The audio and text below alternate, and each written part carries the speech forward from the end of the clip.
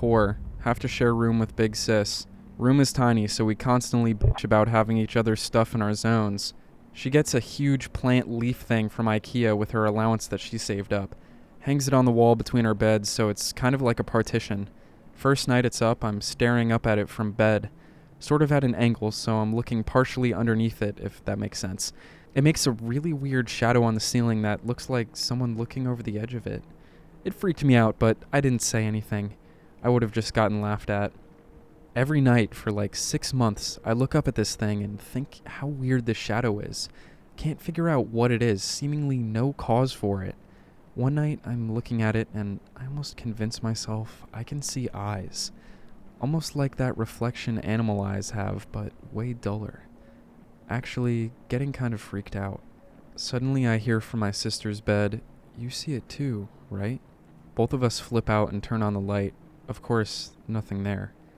Take the leaf down and try to forget about it.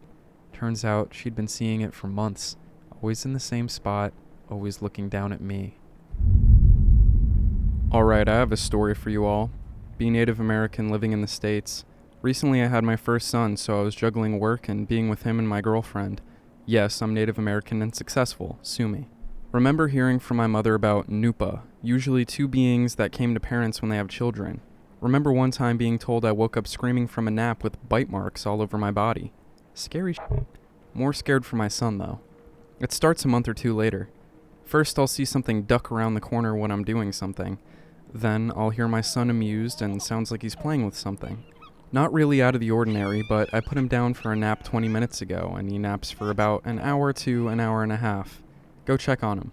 I swear as I walked in, I saw him lowered down to the ground. Go full combat mode. Pick him up and take him out to the living room. Call girlfriend. She says to take him to her mother's. She'll know what to do.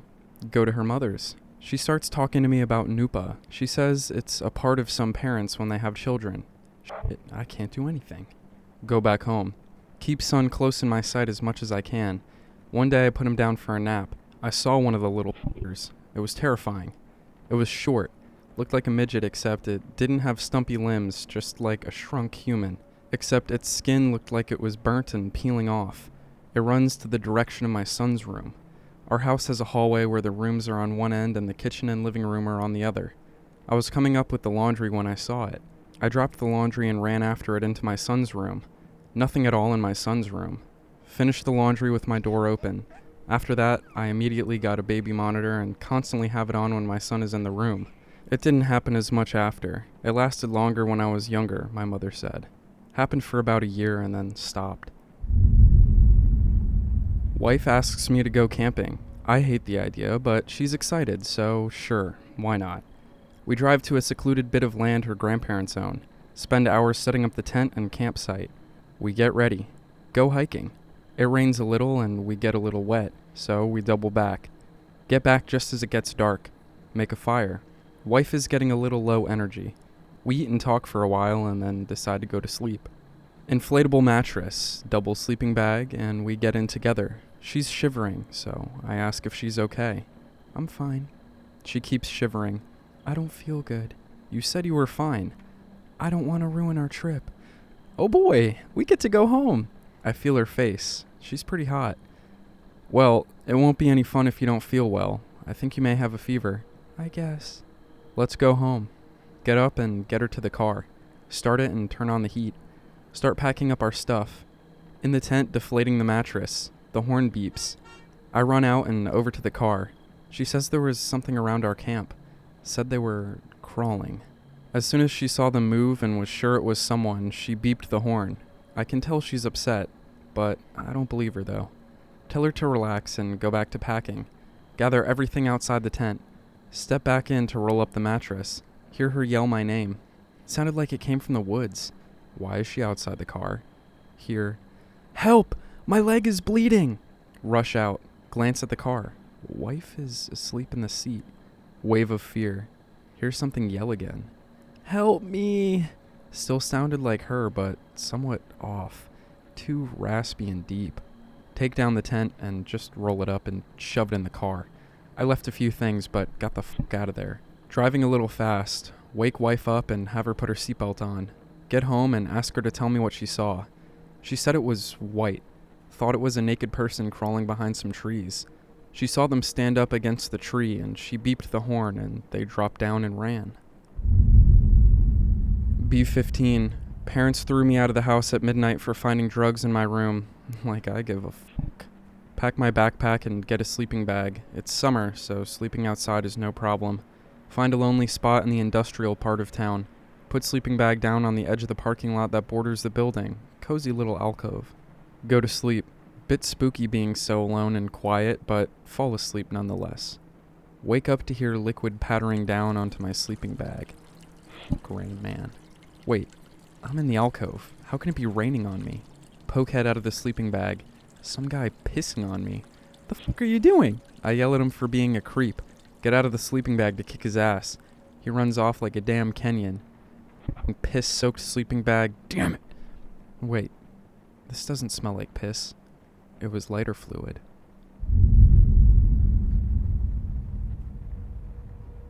Be Me and a Friend, circa 2006, at a small, poor fisherman village near a river at the Colombian Pacific coast. Dense, humid, tropical jungle. Sun is almost down and we're all tipsy after having a few beers. Decide to visit the tiny local cemetery on our way to the campsite. Giggling at funny, misspelled names on tombstones. A couple hours later, it starts to rain as we're getting ready to go to sleep. All of a sudden, we hear something moving really fast. It goes from the main stone road to where we are, like 20 feet away. Our tent is over a wooden platform held by pillars, nothing but plants, rocks, etc. below us. The thing, whatever it is, zigzags through the vegetation very rapidly between the pillars. At a not normal speed, no animal or person can move that fast. All of a sudden, it hits hard against one of the wooden columns and everything goes silent. Just rain pouring. We have no idea what's going on. Friend is also kind of skeptical, but terrified. A few seconds and minutes pass and it does the same thing again and again. We just stay there listening. After this shit repeats several times, all we can hear is the rain falling. We lie down on our sleeping bags and continue to listen. After a while, I hear it again coming from the road. It's down below the structure, but no zigzagging this time. Next thing I hear is like a nail or claw slowly scratch the wooden planks right below where my ear and head was. Jump scared as fuck. Anon, did you hear that? Snoring. Spend the rest of the night listening while Anon sleeps. Was about 9 or 10-year-old me. Grow up very rural in the countryside. Parents leave me alone because they're off doing something. Can't really remember, but probably visiting friends or something. It begins to get dark and pouring rain outside. For some reason, decide watching Stephen King's It is a good idea. I begin. Eventually, light fills the room from a car coming up the driveway. Go out to greet parents. Open door, go around the back where the car is parked. Realize it's not my parents' car. Realize people are wearing balaclavas. Run back in, lock door, hide in room. Our house was built timber framed and on stilts, so all the rooms were sort of elevated from the ground. I'm actually under my bed peeking out, and the television is still on. Hear a ladder crashing against the side of the house. Guy climbing up and gazing into the room. Guy actually happens to have a clown mask on. Walks back down and I hear the car leave eventually. Stay under the bed until my parents find me. In retrospect, I'm pretty sure they left because the television was on, which must have seemed odd to them. They were probably expecting to burgle our home, having monitored my parents leaving but being unaware of me. Parents to this day refuse to believe me, thinking I was just overimagining all this after watching horror films when I shouldn't have. I was out for a hike really far from everything, and a horse leaned over a fence and spoke directly to me. It was raw fear. Well, what did it say? How do you do? I froze and started going behind a tree to hide, and then he said, Come back. And I just walked straight home on autopilot. So, I used to work in a public library. In the break room in this library, one wall was completely covered with blinds that are always closed. One day, me and all the other teens working there are in this room because we all took our breaks at the same time, and I got the urge to see some sunlight, so I opened the blinds. The windows behind it were pitch black, as if they were painted. It's 3 p.m. in damn June, the sun is shining, and the break room shares a wall with the kids' book room, which has windows that see outside no problem. I point this out to everybody, and we all realize that no one has ever opened those blinds, despite that more than one person in the room had been there for 3+ years. We all get a little creeped out, just a little. We work in this building. We're in a big group of people, and we've been in this room like a million times before. A girl, we can call her B, suggests that maybe the windows are just painted or something for some reason, and if we open them, we'll see the beautiful day outside.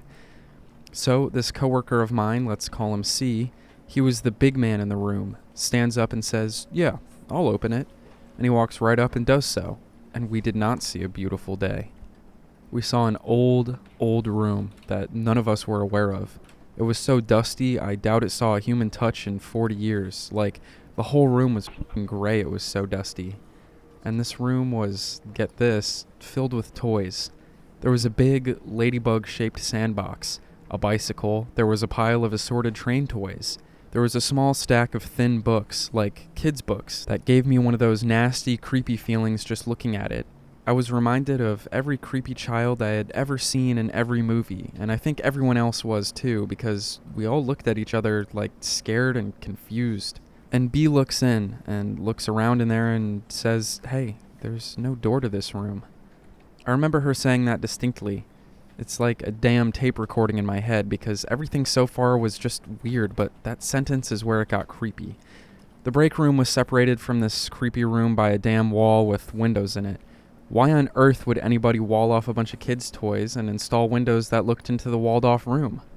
It occurs to me at about this time that the light from the break room makes it really easy to see into the toy room. Like, it's not dark in there at all. It's perfectly lit. So, why were the goddamn windows pitch black? Shouldn't the light have gone through them, and shouldn't I have been able to see the other room when I moved the blinds? So I put my hand on one side of an open window and lean my head on the other side, and sure enough, I can see through it plain as day. I close the window, and it's pitch fucking black again. I point this out to everyone else, and we're completely baffled. About that time, we realized our break was over a few minutes ago, and we went back into the library proper. When we got there, our boss, who was a bit of a hard-ass, got mad and asked why we were all late. Another coworker, R, told her that we found the weird room behind the windows in the break room. Her response was, "Oh, that," and she dropped it. This was a woman who would lecture a room full of people about the littlest thing, like if somebody left without writing on the sign-out sheet. Never mind, our shifts are all predetermined, and she has the master document with all of our shifts on it on her desk at all times. That whole building was at DEFCON 1. That woman didn't want to talk about that room. So, sometime later, we're all in the break room again, and someone who wasn't there last time wants to see it. And I'm still creeped out, but it's one of those creeped outs where you want to expose someone else to it, to make sure that fear is the proper response, and you're not just crazy. So I say sure, and open the blinds, and open an impossibly dark window. And this guy looks around, and he's just having a normal, "we found a weird thing" reaction, you know? "Whoa, why is this here? This is cool." Stuff like that. A minute or two later, C opens up another one, and he looks into it for a few minutes. Then he turns to me and goes, "Hey, this room, it was dusty as hell last time, right?" I say, "Yeah," because it was. And I see what he's getting at, so I open a window and look through myself. And the room's been dusted, like spick and fucking span, perfectly clean. Mrs. Brady and Alice had been through this fucking room. Thing is, it was only dusted. Everything was in the same messy piles it was last time. Who the hell cleans like that? And I say so. And all the people who were there the last time open windows and look through and have, again, minor freakouts. And C shuts his window and goes, "I think I'm going to end my break early today." And everyone in the room decides that's a good idea. We shut our windows, shut the blinds, and leave, all in a silence that no one wants to break. On the way back, we pass a maintenance guy, and B asks him, "Hey, what's with that walled-off room in the break room?" And he just stares at us with this expression on his face that was either shock or fear, but either way it was strong.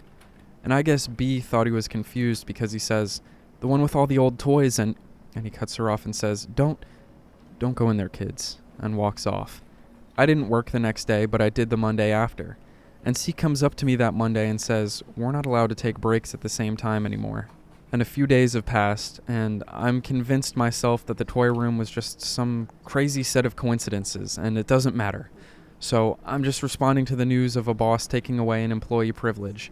I probably said something like, "Man, that's lame." I don't even remember what I said because it's that unimportant. But that same day, me and C and two other people are slacking off in one of the aisles, and we've been talking about this change all day, so I say, "Hey, why did you guys all start taking your breaks at the same time in the first place?" And C says, "Because," and here he gets visibly afraid, "because we always felt creeped out in the break room alone, like we were being watched. That break room saw little to no use while I was at that job after what had happened. When we took our breaks after that, we just lounged around this big couch in the reading area, and it was way more comfortable than the folding chairs in the break room anyway. We sometimes all took our couch breaks at the same time anyway, and no one gave us crap over it, so I'm pretty sure the rule was just an attempt to keep us out of that room. Like, we couldn't legally be denied breaks, and boarding it up or something would have been too extreme, but they just didn't want us to be screwing around in that room, and assumed we only had the courage to do so in a big group. Does anybody have any fucking explanation for that room? Because I don't." When I was young, maybe 7, 8, or 9, I would often wake up early to have the living room to myself. On one particular night, I got up exceptionally early. Hell yeah, the infomercials are all mine, .gif. When I arrive in the living room, I see my sister sitting in a fetal position in the middle of the floor. I ask her what she's doing. "He's in here, bubby," she screamed. She literally had tears pouring out of her eyes. I tell her it's all in her head and go push the power button on the TV. A black thing runs in front of my hand every time I try to push it. I pull my hand away and hug my sister, and then I go for the light. Motherfucker does it again. This happens for a good 10 to 15 minutes, especially before I get the courage to turn on a damn light whether this thing likes it or not. Be me, 14, Tennessee. I have a grandfather who lives out in the middle of bumfuck nowhere, surrounded by woods that are thick as shit. Visit him every month or so. Have to lock up all the doors at night because he's paranoid, including the one outside to the garage. It'll probably help to give you guys an idea of how this part of the house is set up. There's a patio that encircles the entire house, like 4 feet wide, but wider and thicker in front of the kitchen. Most of the back wall in the kitchen is a set of sliding glass doors. Patio in front of them connects to the garage, and by extension, the garage door. If you keep going to the right from there, you get back to the porch. If anyone wants more elaboration, just ask, but that's really all that's important. Like I said, all the doors have to be locked at night. My brother and I go through the kitchen to lock the garage. We lock it, and he walks over to the back porch to piss. Hear movement in the woods. Assume it's a bobcat we've been seeing and hearing for a while. We get really quiet to see if we can spot it. Trees are literally pitch fucking black. Can't see shit, Captain. Sound is completely stopped. Hear this ungodly screech 100-ish yards out in the forest.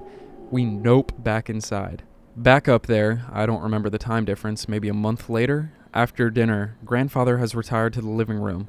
Mom and sister are cleaning up. Brother and I are fucking around and being generally useless. Look out the sliding glass door. See this pale face that's almost human, but not quite at the edge of the tree line. Can't see anything else. Holy f***. Freak the hell out. Brother looks and sees it too right as it disappears. Mom and sister look at me instead of outside and don't see it. I distinctly remember this next one was 2 months after the last one. Watching TV after everyone else had gone to bed. Decide to get something to drink. Go into the kitchen and see the face again in the same place. Freeze and go silent as it disappears. Run upstairs to bedroom. Didn't turn off TV or get my drink. Sorry this is taking so long. I didn't pre-type it or anything and I get jittery thinking about it. There's a third part that I don't like to talk about since it causes anxiety attacks occasionally, but if there's enough interest, I'll tell it. Be this may. Go back up to grandfather's. Being a layabout. Realize I left my headphones in the car. Walk over to the kitchen and go out to the car. There it is. It's standing about halfway between the house and the tree line, clearly visible in the porch light, on all fours. Body is the same color as the face. It stands up really awkwardly, like it's not quite sure how. Nope! I watch it turn back towards the woods. All of a sudden, it's gone. Don't sleep all night. Keep hearing that screech way far off in the woods. Also hear occasional thumps downstairs and catch whiffs of a coppery scent. Too much of a pussy to go outside or look out the window. And I haven't seen it since. B9. Home alone while grandma was on a date. Live with grandma and her parents live on the same street 4 houses down. Be sitting in living room watching the Pokemon movie. throwing Pokemon cards around everywhere because I wanted to feel like a trainer throwing Pokeballs. Hear a tapping on the glass that faces the backyard. Freeze in place. Look at window and see a figure standing on the other side. Person breaks glass. Nope the fuck out. Run faster than a Bugatti to my great-grandparents. Tell great-grandpa and he calls the police. Police show up and look around, check for prints, and there's none, and they check the house to see if they're hiding. Cop finds something on my pile of thrown Pokemon cards, shows it to great-grandpa. He begins to cry a bit.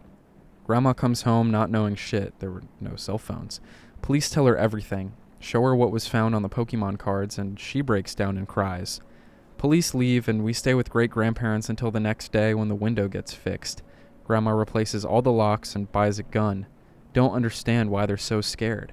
2 years later, I bring it up, and Grandma shows me what scared her. It was a picture from inside my closet. The date on the photo was from 2 days before the break-in, and in the photo, I can be seen sleeping in my bed. Me and brother are in our room and on the floor. Late at night, and our parents are asleep. We aren't supposed to be awake, so the lights are off. We're just quietly talking to each other and messing around with some Legos or something. We're more or less whispering back and forth non-stop like kids do.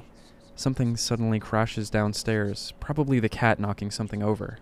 We both pause, but the whispering doesn't. We look at each other. We're definitely not doing it. Something behind my brother moves. I go to say something, and I get a brief view of it as a car passes. What I can only describe as a mummy is lying under my brother's bed, looking at me.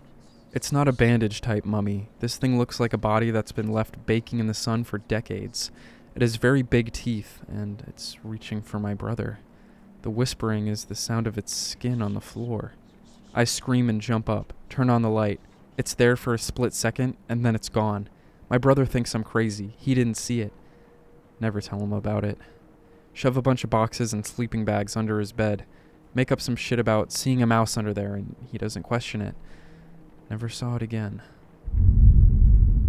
Be me, sleeping at girlfriend's place next to girlfriend.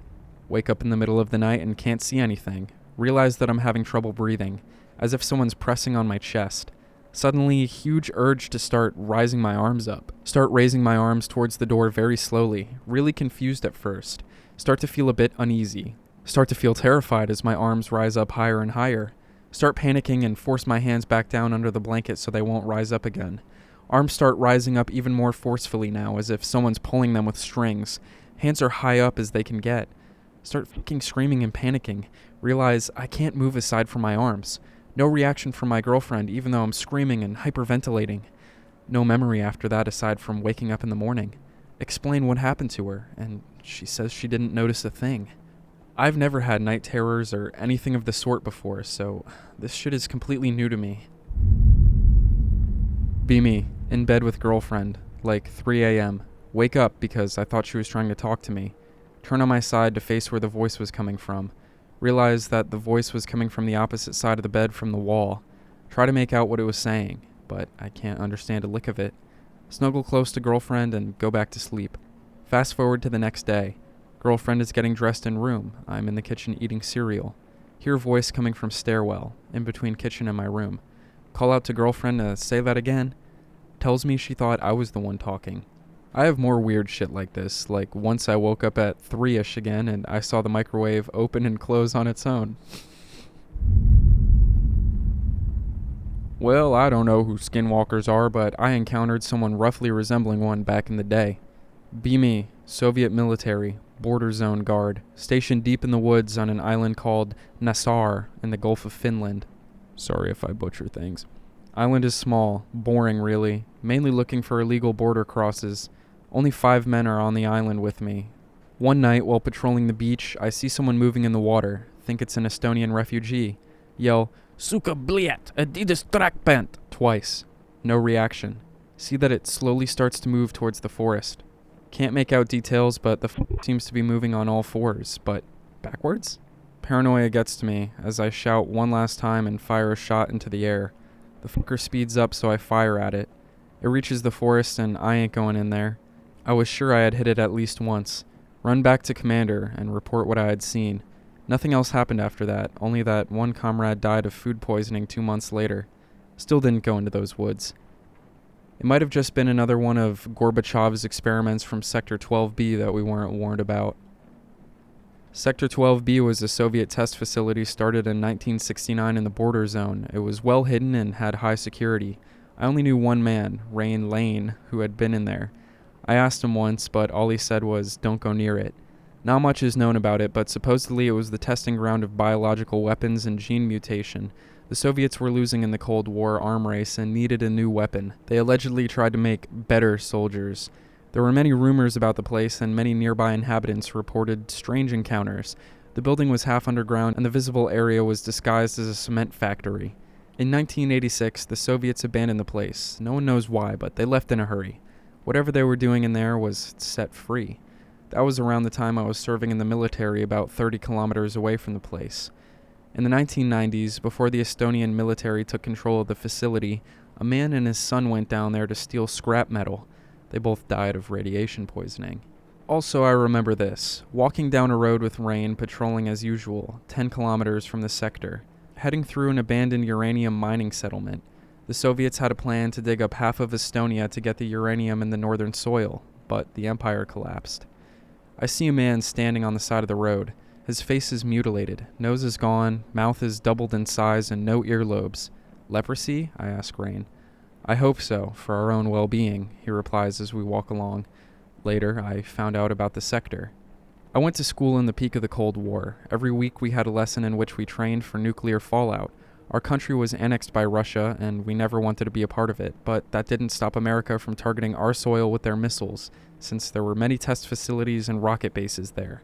We were handed gas masks and suits to wear in case America attacks. America was our enemy, the great source of all that was evil. We believed that, not because we wanted to, but because we were forced to. One day we noticed that some of the kids started losing their hair and teeth. We didn't think too much of it, but soon men in full hazmat suits put the school on lockdown and took the sick away. I haven't seen them since. After 2 months, we were allowed back to school. Turns out there had been a security breach in one of the facilities and the water was contaminated. That's what they told us. But we all drank the same water in school, so why did only some of us get sick? One day, me and a couple of other boys discovered that there was a full-sized bunker underneath the schoolhouse. It was filled with strange things, which I later found out were weapons. The dozens of kids who got sick supposedly went into the bunker and got radiated. They were taken away because they knew about the nukes. They were executed. Families told they died of radiation. We could have been killed too if we had been caught. Okay. This is a strange memory I have from when I was young, and it raises a lot of questions. I'm about 12 to 13 years old. I find myself in my dad's truck late at night. It's cold outside and snow covers the ground in northern Michigan. I wait for him to enter the truck so we can drive somewhere. I'm not sure where we're going, I just know we're going somewhere, like maybe to the store to go shopping. He enters the truck and pulls out of the driveway and begins driving down the road. He stops the truck suddenly as he sees through the window of my bedroom the silhouette of a man standing in front of the closed door within my room. "What the hell is that?" he says under his breath. "Who the hell is that?" I laugh. Tell him it's nobody. What he was seeing was a life-size poster of a basketball player my mom had given me the day before. She got it for free from someone at her work. I didn't even watch basketball, but as a kid I thought the size of the poster itself was cool, so I put it up on the back of my door. So when the door is shut, you could see the poster, and the door was lined up with the window. I explained this to my dad, 2 feet away from him in the passenger seat. He completely ignores me and says again, "What the hell? I have to check this out." The whole time he's saying this, he's just staring down the poster in my room. I tell him again, "Dad, it's just my poster." Oddly, he still ignores me. He flings open the door to his truck and rushes inside the house to my room. He pounds on the door to my room and opens it with my mom at his side. My mom laughs and tells him he was just seeing my poster, so he calms down. I laugh and say, "See? That's what I kept telling you, but you didn't listen." He still doesn't say anything. Months pass, and I have this funny memory in my head, and one day, as funny conversations and memories get kicked up with my family, I bring it up and say, "Hey, remember that time you thought someone was in my room when we were in your truck when we went to go drive to the store at night?" Who the fuck talks like that? At first he looks confused and then says, "Yeah, I remember seeing the poster, but the store?" I respond, "Yeah, the store. Remember, I was sitting next to you telling you it was my poster, but you decided to run inside anyway? He then says, we weren't going to the store, and you weren't with me? It wasn't nighttime either. I was driving to work really early in the morning when it was still dark, and then I saw that poster. When I hurried up and ran inside, I opened your door to see who was in your room, and you were still passed out asleep in your bed. I immediately got the chills as I realized why he never responded to me when I was sitting next to him in his truck. He never responded to me because I was never really there. He couldn't see me or hear me. When I sat next to him on that cold winter morning in his truck, I was nothing but a ghost. To this day, this weird memory has raised a lot of questions for me, and it almost makes me wonder if this happened to be a time in my childhood when I may have actually astral projected and never realized it. I clearly have that memory, and had I not brought it up again for the laughs, I wouldn't have heard his side of the story and received the actual context of this scenario. So it makes me wonder how many other people have memories that took place or seemed normal at the time without them realizing what exactly they were doing. This one is straight weird. On a road trip with parents, probably middle school age, driving through rural Oregon. Basically all forest and mountains, no major towns along this route. In the back seat, dozing off and not really paying attention to anything. Early evening, but it's still light out. Parents are talking quietly. Suddenly, Dad goes, "Do you see that?" Mom says yes. She sounds confused. I wake up at this point and kind of sit forward to see what's going on. Dad, is he wearing a ghillie suit? Mom, no, I don't think so. Still can't see what they're pointing at. As the car gets closer, Dad slows down. We're barely going 25 now. They can't figure out what they're seeing, and then I see it. Someone is walking by the side of the road really slowly. They're taking these weird, almost loping steps. They're covered in some kind of wool or fur or something. Very dark brown, almost black. Realize that whoever it is, they're fucking huge. My dad is tall, 6'4", and I knew this thing would be taller by at least 6 inches. We're almost beside it. Mom starts freaking out. Mom, speed up! Go around it! Dad is in a trance or something. He can't stop looking at it. We are literally right behind it. Mom is practically crying. Everyone in the car looks out the window as we pull up beside it, and it looks back at us. It is not a person. It has no face, just hair. In the middle of where its face should have been are these 2 tiny beady black eyes. It looked right at me, and it was predatory. It lunges at the car. Dad floors it. The thing doesn't chase us, it just goes right back to walking slowly along the road. Mom is crying and hitting my dad's arm and telling him he's an idiot for doing that. Dad is pale and won't even react. Pull off at the first motel we see and spend the rest of the night not talking much. Definitely the weirdest thing we saw that trip. This is kinda fucking weird. I'm 25, and when I was a kid I lived in a small town in California. It's a very hilly area and there are a lot of landslides. About 20 years ago, the city got disaster funding after a really bad one that killed about 20 people, and they reinforced a lot of the hillsides and leveled over other areas where the dirt was too thick to clear. Something like that. I don't really know the specifics of how they did it. Many of these newly leveled and developable areas became apartment buildings. I lived in one of these with my family when I was a kid. Important to note, I had no idea that our apartment complex was built next to where a landslide was. I was about 6. I started having terrible recurring nightmares of something just outside my bedroom door. The dream was always the same. I'm in bed, on my side, looking at the closed door. Cars are going by, and it makes the door look like it's shaking. I can't move. And I know beyond a doubt that there is something on the other side of the door that wants to come in. That's the whole dream. It sounds dumb, but it was horrifying. One night, I wake up after having this dream, still in that half-awake state where I don't know what's real and what I'm just thinking, if that makes sense. I go to get up and a car passes by. It makes the door look like it's shaking. I come to a complete, dead stop. Something is on the other side of the door. I peed myself. Something is scratching the bottom of the door. At this point, it felt like I was no longer in control of my own body. I watched myself walk forward and open the door. I looked down. Something was on the floor. Something horrible, deformed, broken. A literal human pancake.